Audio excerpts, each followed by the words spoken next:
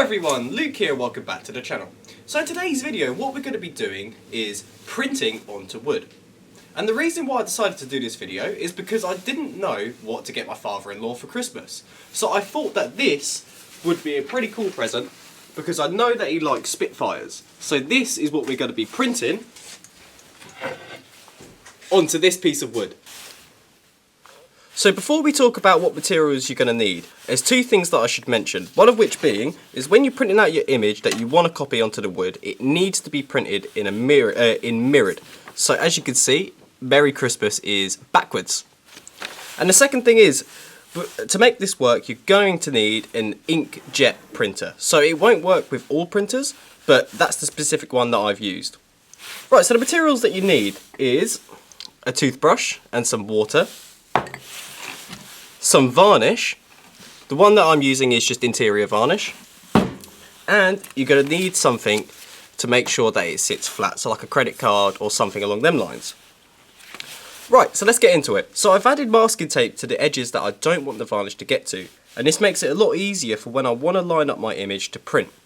When you apply your varnish, you just want to put a thin coat underneath. Make sure you've got something like a credit card or a piece of plastic to scrape out the air bubbles. And then you've got to wait for it to dry.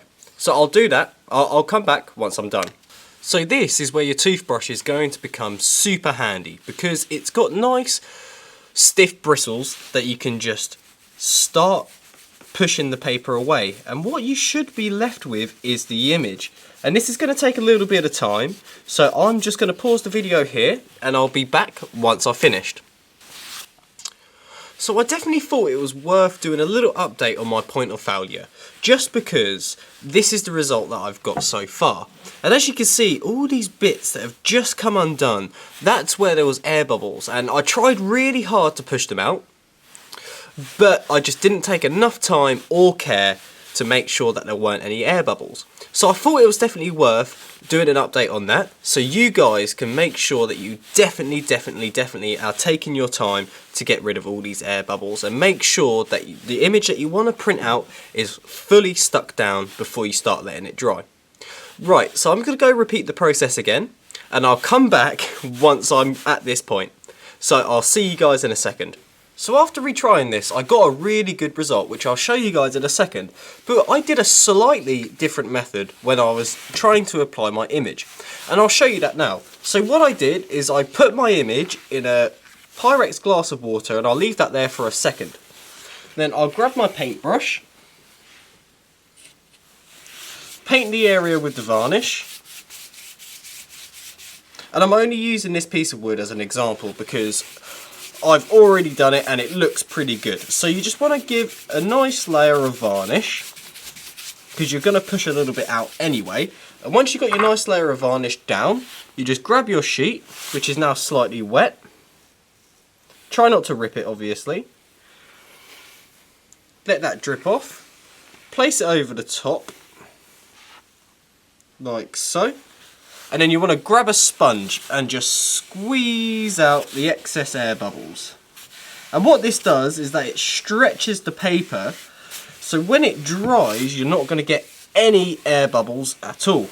And as you can see, that's done a really nice job, which I think looks absolutely fantastic. Right, and then it's the same story when it dries. So when it dries, you just want to take off the excess paper with a toothbrush. And it's all about the angles. And you just want to make sure that you're going very carefully. Right, so let's take a look at my finished result. So here's my finished result, and I think this looks absolutely beautiful. And I tried to get this World War II rustic effect just by giving it extra rubs with the toothbrush. But you obviously want to be careful when you're doing this because it can take up your paper. And I found when I was taking the paper off, sometimes it was good to grab a hairdryer, dry it, and then re-wet it so you can take off the excess paper. And this just helps you from not lifting up the actual image. So this took me a little while to achieve this effect, but I'm glad that I did. And I'm glad that it's turned out really well. So I've cut it down to size so it can fit in this nice silver frame, and I've got a piece of glass to put over the top. And then I've also got a stand to put on the back. So it almost just makes it like a desk piece, or you can hang it on the wall or something like along them lines. So I'm going to put the glass and the frame on and the stand, and I'll come back once I'm done. So here is the finished result, and I think that it looks absolutely beautiful. So how I secured this glass and this frame down was literally by using a little bit of hot glue, and I've run a bead all around, and it's actually in there really nicely. So let's take a closer look. Isn't that nice? So this brings me to the end of the video, and I really enjoyed making this, especially because it's going to be a present for someone in my family, and I think they're actually going to really like this just because it turned out so well. If you have any questions, don't hesitate to put them in the comments and I'll try my best to answer them all. Anyway guys, I hope you have a great day and I'll see you later.